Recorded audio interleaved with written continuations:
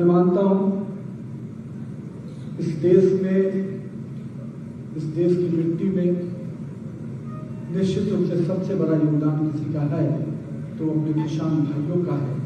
और कहते हैं कि किसान खुश है, अन्नदाता खुश है तो निश्चित रूप से घर में संपत्ति भी है, सम्पत्ति भी है। तो मैं मानता हूं कि किसानों के प्रति हमारी सरकार की बहुत स्पष्ट योजना है। हम किसानों को केवल लाभार्थी बनाकर नहीं रखना चाहते। हम किसानों के कल्याण के साथ, किसान के कृषि रोड मैप के साथ और कहीं ना कहीं भविष्य में किसानों की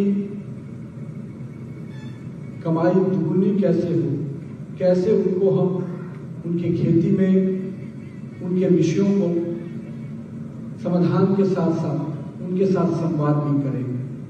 और यही कारण है पिछले लंबे समय में कृषि विभाग को केवल कृषि विभाग नहीं रहने दिया गया, कृषि एवं किसान कल्याण विभाग बनाकर माननीय प्रधानमंत्री नरेंद्र मोदी जी ने आगे बढ़ाया।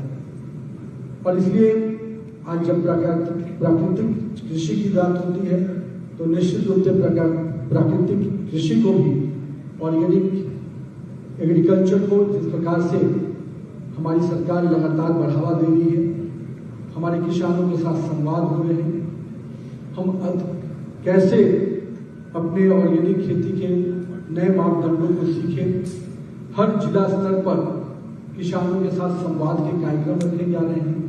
और अभी भी हमारे माननीय मंत्री कृषि शिवराज सिंह चौहान जी का एक बैठक में मैं भी शामिल था।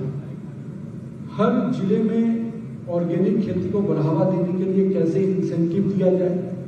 अभी मूल्य की बात हुई कि कैसे ऑर्गेनिक जो फसल है उससे कई बार कॉस्टिंग का असर होता है, उसको कैसे एडजस्ट किया जाए। निश्चित रूप से इस दिशा में हमारी सरकार बहुत ही सेंसिटिव होकर आगे बढ़ रही है। और हम मानते हैं कि ऑर्गेनिक खेती बढ़ेगा तो हमारे देश के लोगों का स्वास्थ्य भी बेहतर होगा और कहीं ना कहीं हमारी भूमि जो कहीं ना कहीं इन दिनों में लगातार खाद के प्रयोग के कारण हमारी भूमि जो उपजाऊ थी वो कहीं ना कहीं अब खराब हो रही है, तो उसको भी बचाने में हम सफल होंगे।